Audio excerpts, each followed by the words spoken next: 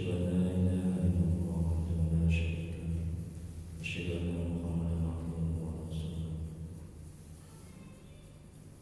اللهم صل وسلم على سيدنا محمد عبدك ورسولك النبي الأمي وعلى آله وصحبه أجمعين رب اشرح لي صدري ويسر لي أمري واحلل من لساني يفقهوا قولي ربنا زدنا علما warzuqna fahma waj'alna minas sholihin. Ya Allah, ya Maha Pengasih lagi Maha Penyayang. Ampuni ya Allah dosa orang tua kami. Ampuni ya Allah dosa kami ya Allah. Ampuni dosa kaum muslimin dan muslimat ya Allah. Ya Allah, mudahkan kami mencari ilmu, mudahkan kami mempelajari ilmu, mudahkan kami ya Allah memahami ilmu dan mengamalkannya ya Allah. Ya Allah, berkahi majelis ini, berkahi umat kami ya Allah. Amin ya rabbal alamin. Mari kita mulai kajian tasawuf, kajian manajemen hati, manajemen qalbu, membacakan kitab. Adapun pahala kita akan Nabi Muhammad SAW kepada sahabat-sahabatnya, kemudian kepada tabi'in, untuk Syekh Fadil Al-Jailani, untuk Syekh Imam Ibnu Athaillah As-Sakandari, untuk guru-guru kita, guru tua kita, dan kaum muslimin dan muslimat dalam Al-Fatihah. A'udzu billahi minasyaitonir rajim. Bismillahirrahmanirrahim. Alhamdulillahi rabbil alamin. Ar-Rahmanir Rahim. Maliki yaumiddin. Iyyaka na'budu wa iyyaka nasta'in. Ihdinas siratal mustaqim. صراط الذين أنعمت عليهم غير المغضوب عليهم ولا الضالين آمين. Hidayah al-Mansuri wa ridha al-Maghdubi ya Allah. Engkau yang kami tuju, ridha-Mu yang kami cari. Amin ya rabbal alamin. Bapak Ibu jemaah salat subuh dirahmati oleh Allah Subhanahu wa taala. Baik, kita lanjuti kajian manajemen qalbu, manajemen hati, kitab Al-Hikam, hikmah yang ke-17. Sebelum masuk hikmah yang ke-17, saya ulang sedikit hikmah yang ke-16. Syekh Al-Imam Ibnu Athaillah As-Sakandari, semoga Allah merahmati dan meridainya. Amin ya rabbal alamin. Beliau mengatakan dalam kitab Al-Hikam, dalam hikmahnya yang ke-16, bagaimana seseorang berharap bisa memahami seluruh rahasia yang halus, sementara dia belum bertobat dari maksiat-maksiatnya. Jadi kalau kita belum bertobat kepada Allah, Allah tidak akan mengkaruniakan cahaya ma'rifatullahnya, cahaya mengenal Allahnya, cahaya tauhid, cahaya Islam, cahaya iman dalam hati kita. Kalau kita belum bertobat kepada Allah, maka hati kita tidak bisa mengenal Allah, tidak bisa dekat kepada Allah. Mata hati kita tidak bisa merasakan atau melihat hal-hal yang gaib. Hati kita akan berat untuk taat kepada Allah. Hati kita tidak akan peka terhadap hal-hal kebaikan. Hati kita tidak bisa merasakan, ditatap, dilihat oleh Allah. Hati kita keras. Hati kita bahkan mati kalau kita tidak bertobat kepada Allah.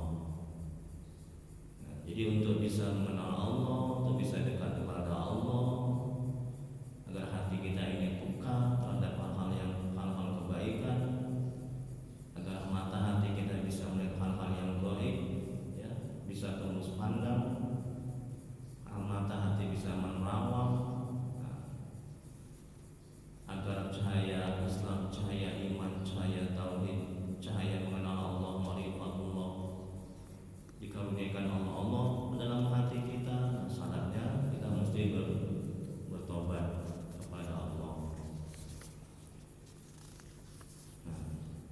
Jadi syarat taubat itu adalah meninggalkan perbuatan buruk yang telah kita lakukan, berjanji tidak mengulangi lagi,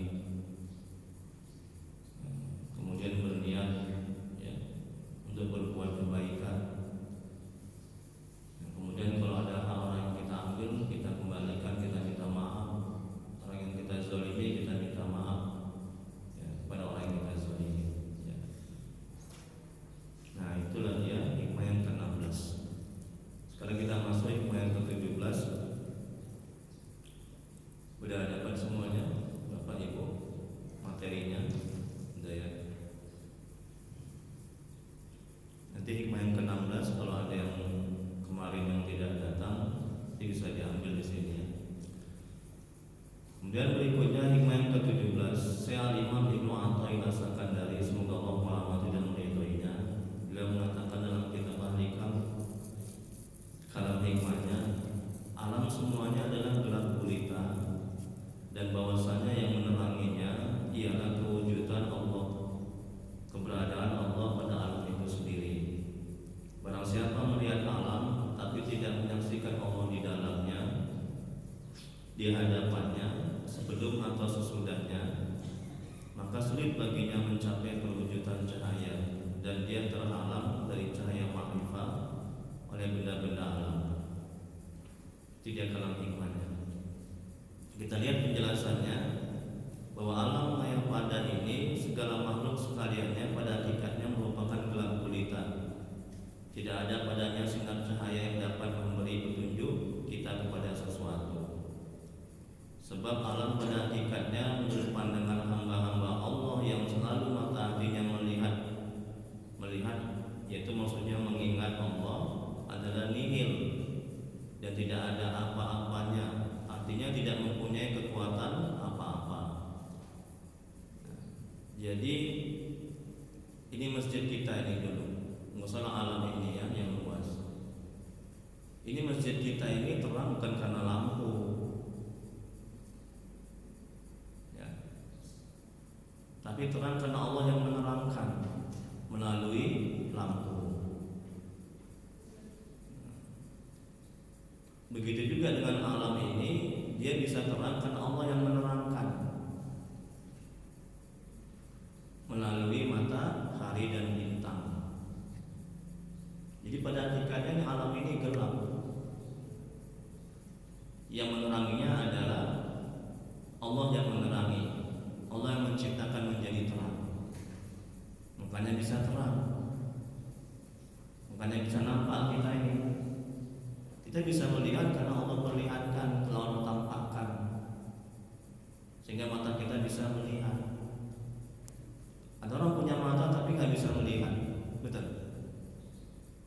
Itu artinya bisa melihat bukan mata, tapi Allah perlihatkan, Allah tampakkan, Allah ciptakan. Ya Allah buat mata ini sehingga bisa melihat. Ini manajemen hatinya agar kita mau taat kepada Allah, agar kita mau bersyukur, agar kita tidak sombong, tidak merasa mulia, tidak merasa hebat. Ya, sesungguhnya kita bisa melihat karena diperlihatkan oleh Allah, Allah yang membuat kita bisa melihat, bukan mata. Buktinya kalau kita bisa melihat karena mata, ada orang yang punya mata tapi nggak bisa melihat, betul?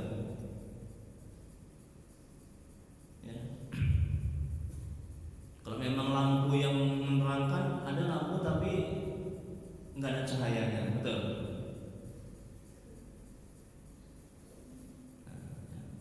Ini tolong dipahami, ini manajemen hatinya agar kita tidak sombong, tidak takabur, tidak ujub, tidak merasa hebat, agar kita selalu bisa bersyukur kepada Allah, agar kita mengenal Allah, agar kita dekat kepada Allah.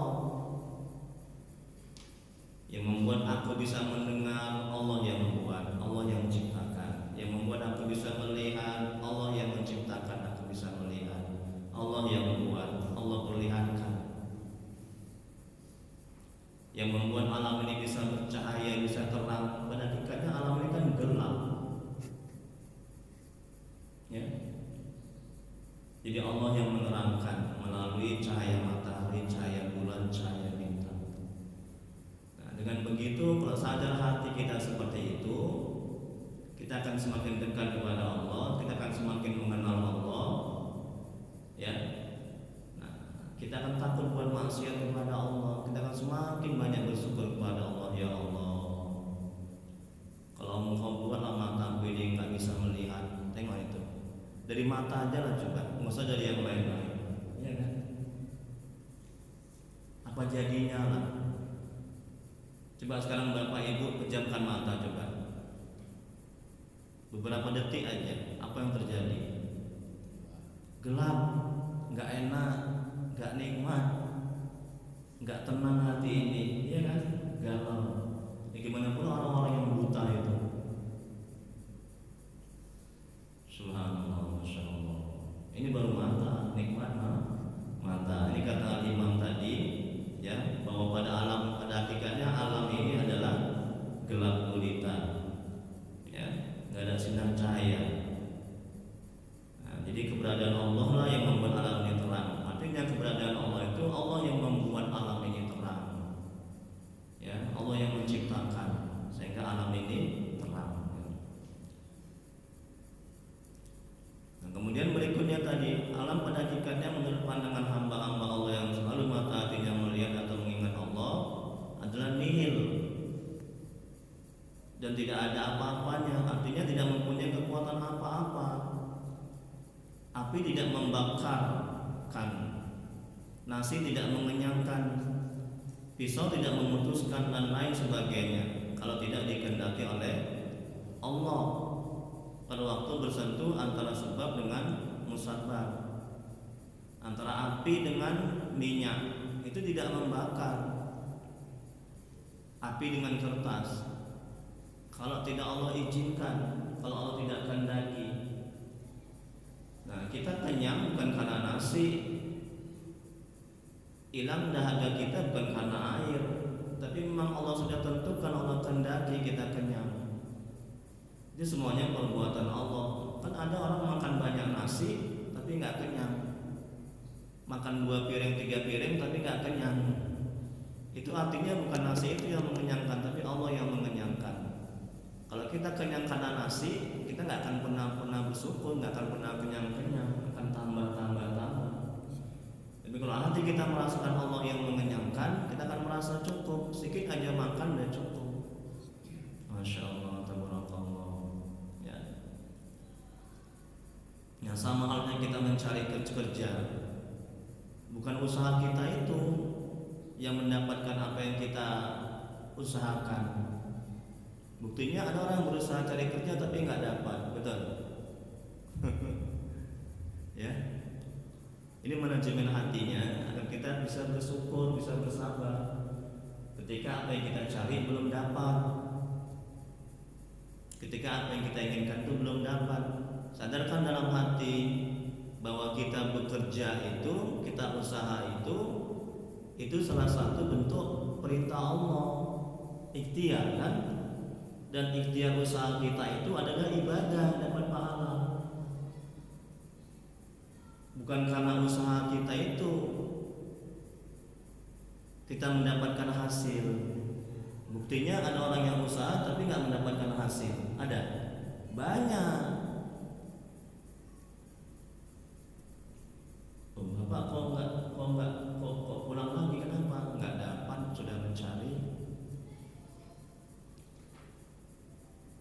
Tapi memberikan hasil adalah Allah. Yang memberi kerja itu adalah Allah. Tugas kita adalah usaha. Dan usaha kita itu tidak memberikan bekas apa-apa. Ini tolong dipahami. Ya.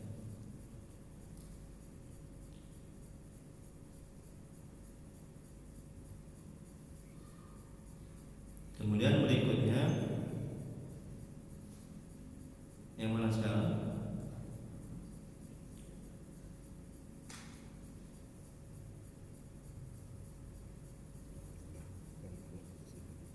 Sebentar Bapak Ibu ya, maaf ya.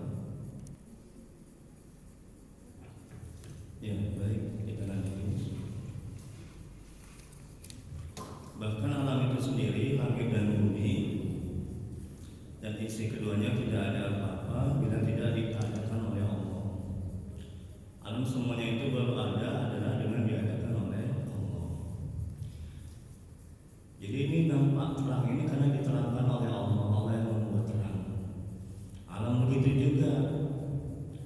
Alam bisa terang karena Allah yang menerangkan. Allah yang membuat matahari itu terang, bintang dan bulan. Ini tolong disadari dan dipahami agar kita bisa semakin dekat dan mengenal Allah. Nah, itu cara riyadhahnya, cara latihannya ya, mujahadahnya. Kemudian berikutnya, manusia dalam melihat alam terbagi kepada beberapa hal. Yang pertama, manusia yang hanya dapat melihat alam saja, tetapi mata hatinya tidak dapat melihat Allah. Artinya, alam ini sudah begitu berbekas dalam hatinya, sehingga hatinya lupa kepada Allah dan tidak dapat melihat bagaimana kekuasaan Allah yang Maha Agung dalam segala sifatnya pada alam yang ia lihat. Ini manusia yang pertama dalam melihat alam. Ketika melihat gunung, mata zahirnya hanya melihat gunung aja, tapi mata hatinya tidak melihat, tidak merasakan bahwa gunung itu ciptaan Allah, ya, kehendak Allah, Allah yang mengadakan gunung itu ada. Ketika melihat anak, ya, anak itu soleh, anak itu taat, hanya mata zahir aja melihat anak, tapi mata hati tidak melihat, tidak merasakan bahwa anak itu bisa begitu adalah kehendak Allah, takdir Allah, ciptaan Allah. Allah yang membuat itu, Allah yang membuat anak itu soleh dan taat. Ya, jadi dia nggak melihat itu mata hatinya, sehingga dia tidak akan bisa bersyukur kepada Allah. Dia akan sombong, ujub, merasa mulia, merasa hebat. Itulah anakku yang hebat, anakku yang juara. Ketika ada yang anak-anak yang jahat, anak yang nakal, mata zahir melihat anak yang nakal, nggak sholat, nggak ibadah, nggak baca Quran, dia durhaka, mata hatinya tidak bisa melihat bahwa dia bisa begitu itu, anak itu hanya itu karena kehendak Allah, takdir Allah, ciptaan Allah. Sehingga dia nggak bisa bersabar ketika ada anak yang nakal. Dia langsung main tangan, langsung marah-marah, langsung diusir anak itu. Nah, ini akibat hanya mata zahir melihat makhluk, tapi mata hatinya tidak melihat Allah yang menghendaki makhluk itu seperti itu, Allah yang menciptakan, Allah yang membuat pada hakikatnya. Anak nakal itu, anak nggak taat itu perbuatan Allah pada hakikatnya. Kalau kita mata hati tidak bisa melihat seperti itu, kita akan stres, sengsara, menderita. Ustaz, suamiku nggak taat, suamiku nggak sholat, istriku nggak taat, istriku durhaka, stres aku Ustaz, membunuh diri aku Ustaz. Nah ini, karena dia hanya melihat mata zahirnya, mata ini, mata yang nampak, dia hanya melihat, tapi mata hatinya, ya, ini manajemen hatinya, mata hatinya tidak melihat. Suaminya begitu, anaknya begitu, itu merupakan kehendak Allah, ya, takdir Allah, ketentuan Allah, ciptaan Allah, ya, dan pada hakikatnya adalah perbuatan Allah. Nah, sebelum alam ini ada, sebelum kita ini ada, Allah sudah mententukan, sudah mentakdirkan, sudah menciptakan, sudah menulis di kitab Lauh Mahfuz bahwa anak ini akan jahat, akan baik, suami ini akan jahat, akan baik, istri ini akan jahat, akan baik. Bisa nggak takdir itu berubah? Bisa dengan doa merubah takdir. Yang tadinya kita ditakdirkan itu buruk dan jahat, tapi buah dari doa orang tua kita menjadi baik. Makanya Rasulullah SAW mengatakan bahwa perbanyak doa, ya, perbanyak doa. Masya Allah, tabarakallah. Inilah manusia dalam melihat alam terbagi kepada beberapa hal. Ini yang pertama tadi, dia melihat alam, melihat makhluk hanya mata zahirnya ini aja, tapi mata hatinya tidak melihat itu semuanya kehendak Allah, ciptaan Allah. Masya Allah, tabarakallah. Kalau mata hati kita selalu melihat semuanya perbuatan Allah, kita akan bisa ikhlas, kita akan bisa bersabar. Masya Allah. Kita nggak akan stres, menderita, kita akan senang selamanya. Kita nggak akan sedih seperti wali-wali Allah yang Allah bilang dalam Al-Quran. Wali-wali Allah tidak ada merasa takut, tidak ada merasa sedih. Itu wali-wali Allah, orang-orang soleh. Ya, kenapa? Karena mata hati mereka selalu melihat semua perbuatan di alam ini adalah perbuatan Allah. Ya, Masya Allah. Dalam kitab Al-Hikam itu ada dijelaskan itu dalam hikmah yang lain. Ya. Namanya Maqam Tauhid Af'al. Tablik akal itu mengesahkan perbuatan Allah. Ya, semua perbuatan kita, semua perbuatan di alam ini, yang makhluk ini adalah perbuatan Allah pada hakikatnya. Kemudian berikutnya, maka manusia dalam bahagian ini dalam gelap gulita, sebab ia hanya dapat melihat alam, tetapi tidak dapat melihat penciptanya dari alam yang ia lihat. Hal keadaan ini disebabkan oleh karena ia melihat pekerjaannya, usahanya, dan kepandaiannya tanpa melihat kepada yang menggerakkan semuanya itu, yaitu Allah.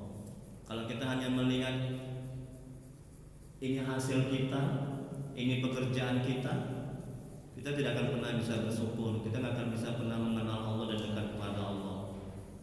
Tapi kalau mata hati kita, mata zahir melihat ini hasil pekerjaan kita, tapi mata hati harus melihat, harus merasakan ini semuanya perbuatan Allah, pekerjaan Allah. Allah yang menciptakan, Allah yang menghendaki. Sehingga kita akan bisa semakin dekat mengenal, semakin dekat kepada Allah, semakin mengenal Allah. Sehingga kita semakin bisa bersyukur kepada Allah. Sehingga ketika apa yang kita lakukan itu belum berhasil, kita nggak akan stres. Dan ketika apa yang kita lakukan, kita usahakan itu berhasil, kita nggak akan jumawa, nggak akan merasa hebat. Karena semuanya itu adalah Allah yang menghasilkan. Ya, ciptaan Allah, Allah yang membuat, bukan kita. Ya, kita hanya sebagai tempat sandaran perbuatan Allah. Seperti kayak dalang sama wayang, ya kan? Nah, jadi kita ini adalah wayang, Allah itu dalam tanda kutip ya. Ini untuk mendekati paham. Kita sedekah, pada hakikatnya bukan kita yang sedekah, itu uang punya Allah. Ini manajemen hatinya agar kita tidak sombong, ujub, merasa hebat. Kita hanya sebagai tempat sandaran perbuatan Allah. Pada hakikatnya Allah yang berbuat itu. Jadi mata hati kita mesti ke situ. Kalau enggak, kita akan merasa hebat. Ini masjid kalau enggak aku yang bangun, enggak aku yang kasih duit, ini enggak akan jadi. Siapa dulu? Di kampung ini nggak ada yang seperti aku loh. Jadi ada nggak bu gitu bu? Banyak, bukan ada lagi. Ya. Jadi mata hatinya nggak melihat uang itu adalah uang Allah, titipan kan? Bukan uang kita, anak titipan, uang titipan, harta titipan. Kita dititipi. Kalau kita merasa dititipi, kita akan menggunakan uang itu di jalan Allah.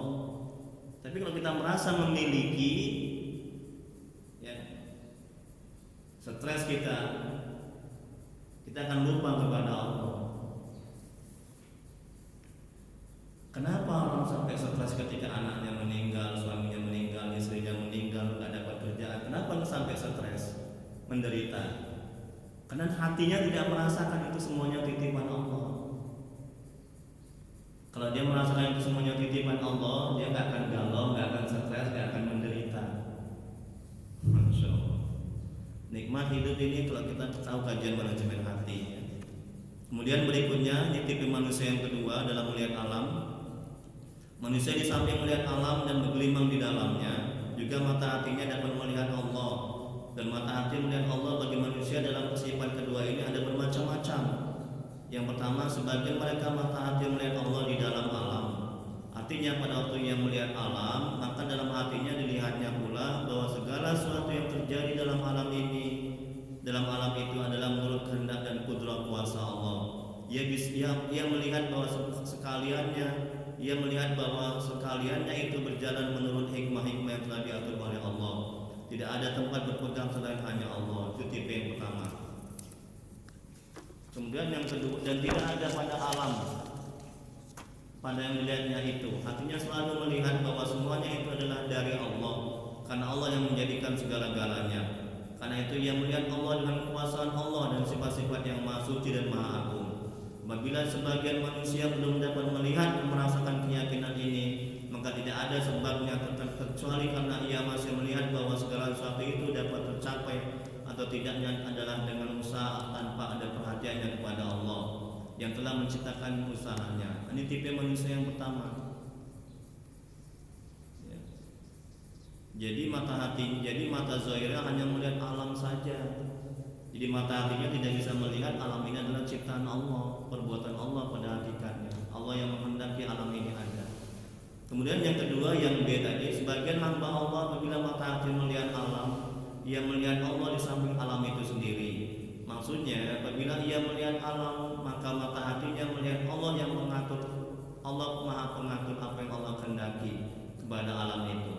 Kemudian yang C, sebagian manusia melihat alam tetapi sebelumnya telah melihat Allah atau dengan perkataan lain lebih dulu menjadi keyakinan dan pengetahuan dalam hatinya bahwa alam yang ia lihat kemudian adalah menurut kehendak dan kudrah Allah.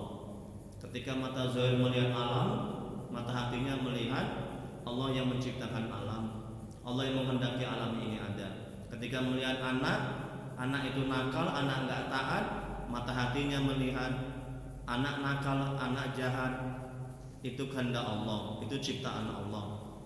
Nah, sebelum anak itu ada, sebelum orang tua ada, sebelum alam ini ada, Allah sudah menentukan, Allah sudah menciptakan, Allah sudah menghendaki, Allah sudah menulis bahwa anak ini nanti lahir akan nakal, akan jahat. Masya Allah.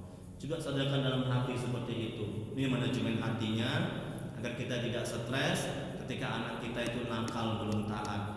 Ini manajemen hatinya agar kita tidak stres, sengsara menderita ketika kita belum mendapat pekerjaan, ketika kita nggak dapat duit, ketika istri kita nggak taat, suami kita nggak taat. Allah yang menghendaki, itu ciptaan Allah. Ya. Kemudian berikutnya yang D, sebagian hamba Allah apabila ia melihat alam, hatinya lalai pada kekuasaan kehendak Allah dan sebagainya. Tetapi kemudian dia baru sadar bahwa segala-galanya ini dijadikan oleh Allah dan Allah lah yang menghasilkan apa yang ia capai. Dan sebaliknya ia merasakan pula bahwa apabila ia tidak berhasil mendapatkan sesuatu, maka berarti itu adalah kehendak Allah yang maha mutlak. Alam adalah sesuatu yang diciptakan oleh kuasa Tuhan atau kudrah dan ia menampakkannya kepada setiap mata. Firman Allah Quran Surah Al-Qasas ayat 88. Tiap-tiap sesuatu pasti binasa kecuali Allah. Firman Allah yang lain Quran Surah Al-Qaf ayat 16. Dan sungguhnya kami telah menciptakan manusia dan mengetahui apa yang dibisikkan hatinya, dan kami lebih dekat kepadanya daripada urat leher. Maksudnya takluk atau terkait sifat-sifat Allah. Maka kalam-kalam ini menjelaskan kepada kita bahwa pada dasarnya tidak ada suatu pun yang menutupi Allah dari hatimu.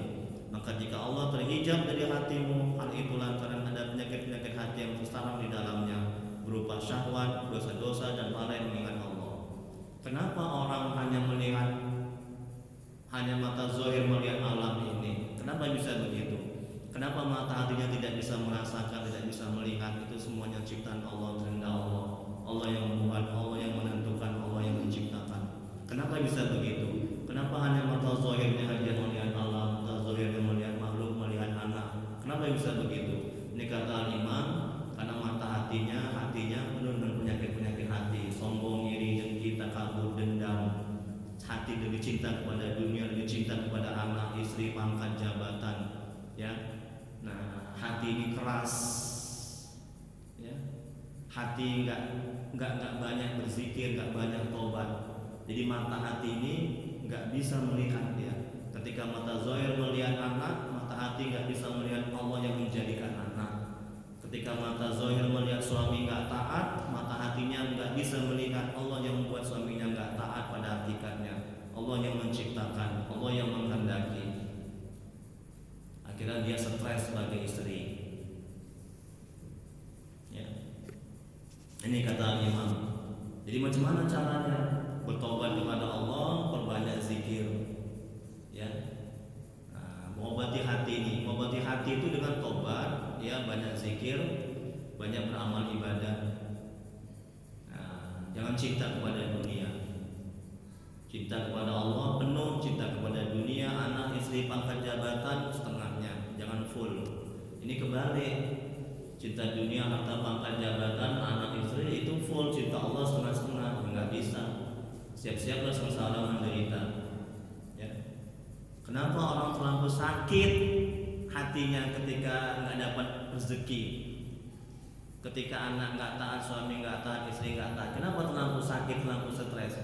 Karena hati ini lebih cinta, lebih fokus kepada istri, anak, dunia beserta isinya. Sehingga ketika nggak ada duit stres, ketika nggak dikasih duit stres, ketika disakiti, dizolimi stres, menderita dan dendam. Bapak, ibu kenapa dendam kali sama ibu itu? Iya Ustaz, sakit kali hatiku Ustaz. Nggak kemaafkan ya Ustaz 7 turunan. Tengok tuh Bu, 7 turunan Bu. Bayangkan itu, gimana dia itu dendamnya itu. 7 turunan Bu, saya nggak bisa membayangin itu. Ya, 7 turunan dendam.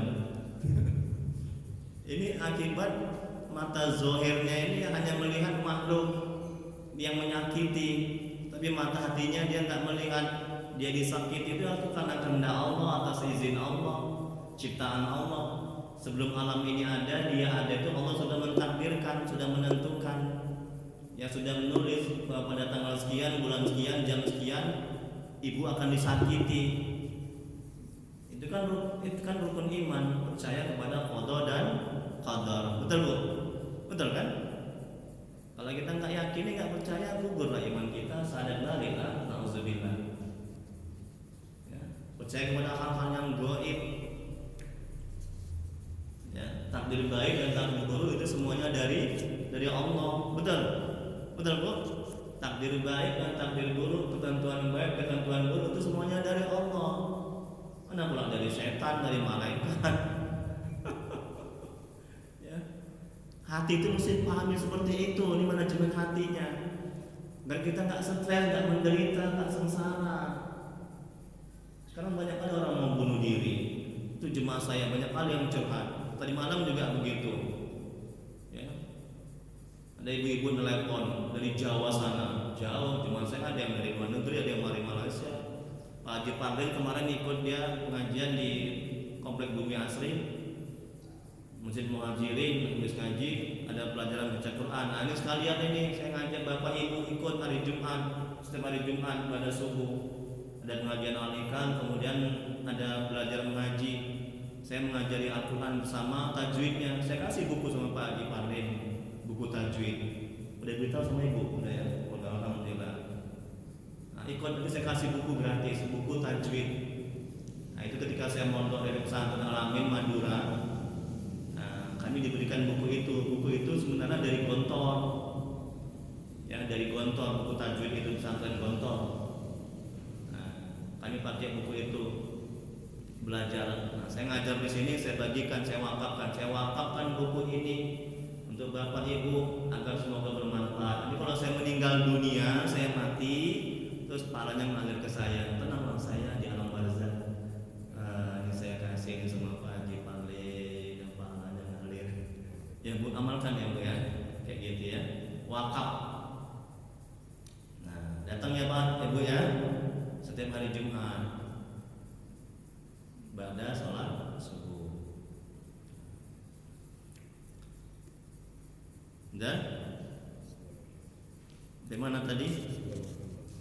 Segolongan hamba-hamba Allah yang hatinya bersih dari penyakit-penyakit hati, sehingga Allah karuniakan nur ilahi ke dalam hati mereka. Seiring pula mereka dapat melihat dengan Allah dengan mata hati dan melihat hikmah-hikmah yang muncul dari setiap kejadian. Nah, ini kalau hatinya bersih, maka hatinya akan bisa melihat hikmah-hikmah dari setiap kejadian. Kalau hatinya bersih, maka hatinya bisa melihat semuanya perbuatan Allah, kehendak Allah, ciptaan Allah. Ya Allah yang menentukan, sehingga nggak stres, nggak menderita. Ya. Dan yang ketiga Bu, lihat Bu. Ya, sekali lagi terakhir lihat jam 6.10. Cara menyertakan Allah dalam perbuatan manusia adalah bisa kita lakukan sebelum berbuat dengan ingat kepada Allah, bahwa kita tidak punya daya upaya dan kemampuan. Ini adalah daya upaya dari Allah, atau menyertakan Allah setelah berbuat. Kita menyadari bahwa perbuatan kita adalah perbuatan Allah. Tengok Bu, kata Imam Bu, perhatikan ini perlu digarisbawahi ini. Hati kita menyadari bahwa perbuatan kita adalah perbuatan Allah pada hakikatnya. Atau ketika kita sedang berbuat, terserah kita yang mana yang nyaman di hati, itu yang kita lakukan di awal, di tengah, atau di akhir perbuatan. Intinya seluruh perbuatan kita harus ada Allahnya. Bila tidak, perbuatan kita itu jahat. Tengok Bu, Masya Allah. Semua amal ibadah kita, perbuatan kita, kalau nggak ada Allahnya, perbuatan kita itu jahat. Artinya tidak bermakna apa-apa, tidak dapat pahala, tidak menjadi ladang amal ibadah. Kita ibu masak di dapur, kalau nggak kaitkan sama Allah, itu perbuatan itu jahat. Artinya ibu masak nggak bernilai ibadah, nggak dapat pahala. Makanya ketika masak kaitkan Allah, baca Bismillah, Bismillahirrahmanirrahim. Nah, aku ini masak, ya, ini karena Allah, mengharap ridha Allah dan menjalankan perintah Allah sebagai istri, berbakti kepada suami, mengurus rumah tangga. Nah, kaitkan Allah. Jadi ibu akan semakin mengenal Allah. Itulah belajar di awal itu untuk bisa mengenal Allah, dekat kepada Allah. Jangan hanya sekedar masak, udah kasih makan suami, nggak ada artinya itu. Ini kata imam perbuatan jahat, artinya nggak mengandung nilai ibadah, sia-sia. Nanti ibu capek masak, ketika makanan itu nggak dimakan, ibu stres menderita. Bapak ini udah capek aku masak, ngomel dia kan, nggak dimakan, nah itu jadinya. Karena di awal sudah nggak ikhlas, ibu nggak kaitkan itu semuanya kepada Allah. Ini manajemen hatinya. Kemudian berikutnya, siapa yang melihat perbuatannya dirinya atau orang lain, tetapi ia tidak bisa menyatu syahadah, artinya tidak ada Allahnya. Contohnya, yang berbuat aku, maka ia terhijab, terdinding hatinya dan tersesat, dan ia merupakan makhluk yang paling jahat. Ia terhijab, terdinding karena tertancapnya zahir gambar ini perbuatan di dalam hatinya. Padahal kita la haula wala quwata illa billah. Kalimat ini adalah kalimat yang berisi penyerahan diri dalam segala urusan kepada Allah Ta'ala. Hamba tidaklah bisa berbuat apa-apa dan tidak bisa menolak sesuatu, juga tidak bisa memiliki sesuatu selain kehendak Allah. La haula wala quwata illa billah. Tidak daya dan upaya kecuali dengan atas izin Allah, pertolongan Allah, perbuatan Allah pada hakikatnya. Ya, cuma sadarkan hati itu seperti itu, manajemen hatinya, agar kita nggak stres, nggak menderita, nggak sengsara, bisa bersabar, hati tenang dan semua kaitkan kepada Allah, perbuatan Allah, kehendak Allah, ciptaan Allah. Ya Bu ya, semoga kita bisa mengamalkan ya Bu ya. Kalau enggak, hidup ini keras loh, iya kan? Artinya banyak maksiat, banyak kemungkaran, TV, HP. Kemarin Pak Haji Pardem cerita sama saya dia, ya, di HP itu kalau kita udah melihat HP, ini mata ini kan pancaran hati. Ketika mata melihat ya hal-hal yang negatif di HP, yang bau politik yang jorok, yang jahat, maka mata ini akan kena ke hati, akan memancar ke hati, akan terus ke hati, sehingga hati ini galau, nggak tenang, nggak tentram. Makanya jaga mata agar hati kita terlindungi. Di HP ini kalau enggak bermanfaat, kalau mengandung pertengkaran, perkelahian, politik, bagus nggak usah dilihat lah, nggak usah dibaca. Membuat hati kita kotor, ya. Kemudian berikutnya Imam Nawawi Al-Bantani, semoga Allah merahmati dan meridhoinya, menjelaskan maknanya. Tidak ada yang menghalangi, maksudnya makna dari la haula wala quwata illa billah. Tidak ada yang menghalangi dari maksiat pada Allah, melainkan dengan pertolongan Allah. Tidak ada pula kekuatan untuk melakukan ketaatan pada Allah selain dengan pertolongan Allah. Kita bisa taat karena ditolong oleh Allah, betul. Kalau nggak ditolong oleh Allah, kita nggak bisa taat. Coba sadarkan dalam hati seperti itu, agar kita tidak timbul ujub, merasa mulia, merasa hebat. Ya, kita tidak memandang orang sebelah mata. Oh, kau calon neraka, kau nggak ke masjid. Karena kita tidak menyadari la haula wala quwata illa billah. Karena kita nggak menyadari hati kita bisa taat karena bantuan Allah, pertolongan Allah. Ada ulama yang menafsirkan kalimat tersebut, tidak ada kuasa bagi hamba untuk menolak kejelekan dan tidak ada kekuatan untuk meraih kebaikan selain dengan kuasa Allah. Ulama lain menafsirkan tidak ada usaha, kekuatan dan upaya selain dengan kehendak Allah. Ibnu Mas'ud, semoga Allah merahmati dan meridhoinya, berkata, tidak ada daya untuk menghindarkan diri dari maksiat selain dengan perlindungan dari Allah. Tidak ada kekuatan untuk melaksanakan ketaatan selain dengan pertolongan Allah.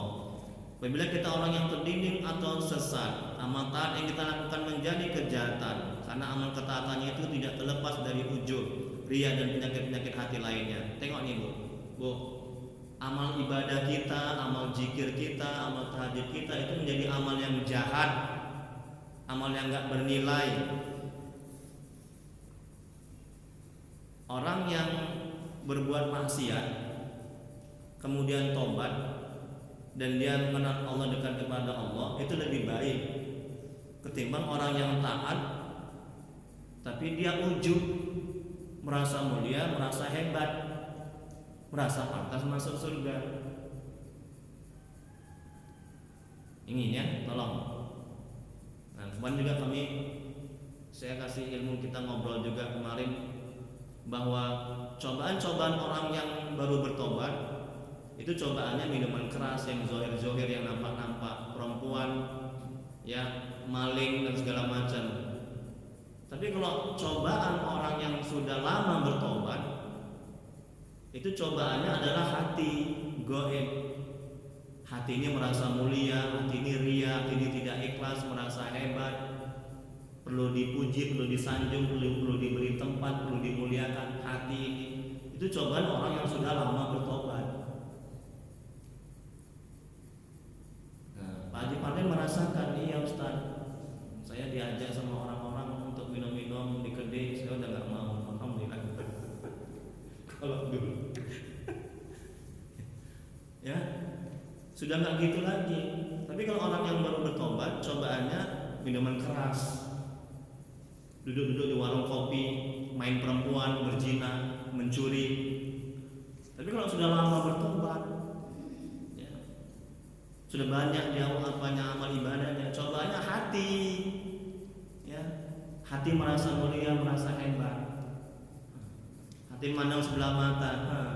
Kau nggak ke masjid, siap-siaplah kau ke neraka. Itu hati, makanya hati-hati. Cobaan hati lebih berat ketimbang cobaan zohir, minuman keras, ya, mencuri, berzina. Tapi gitu pun jangan juga dibuat. Kemudian berikutnya yang mana pun?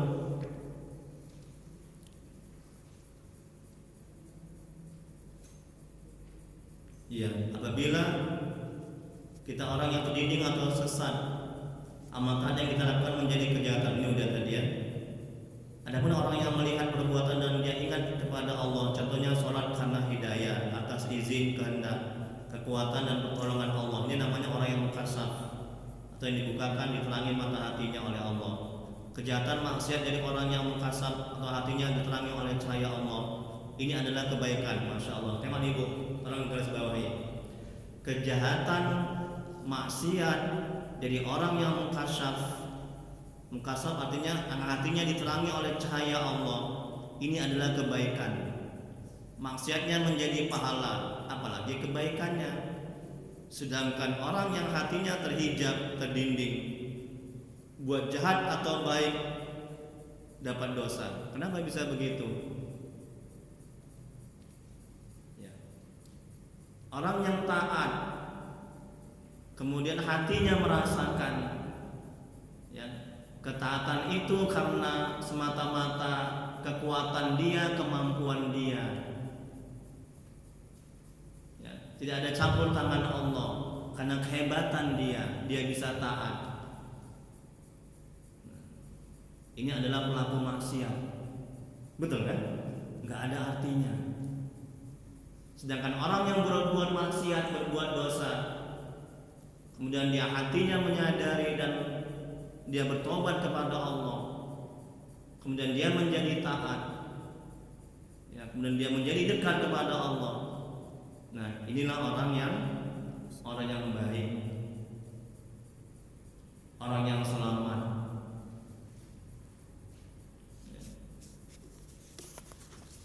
Kemudian terakhir halaman 4, jam 6 lewat 20. Orang yang mengkasab buat dosa dapat pahala. Tengok ibu lagi, Bu. Halaman 4 yang terakhir. Orang yang mengkasab buat dosa dapat pahala karena ia mengakui dirinya lemah, hina, sangat berhajat dari Allah. Agar terhindar dari maksiat dan tobatnya ia dari maksiat itu. Banyak orang masuk surga karena dosa, betul. Dia buat dosa, dia bertobat kepada Allah, dia kembali kepada Allah, dia mengenal Allah, Sebaliknya banyak orang yang berbuat taat dia dapat. Banyak orang buat taat dia dapat dosa karena merasa mulia, merasa hebat, ujub dengan ketaatannya. Dia masuk neraka. Kan ada seorang soleh, orang yang taat, ya, karena ketaatannya dia sombong, akhirnya dia masuk neraka. Ya. Kan ada kisahnya itu kan. Jadi banyak orang masuk surga karena dosa dan banyak orang yang masuk neraka karena kebaikan.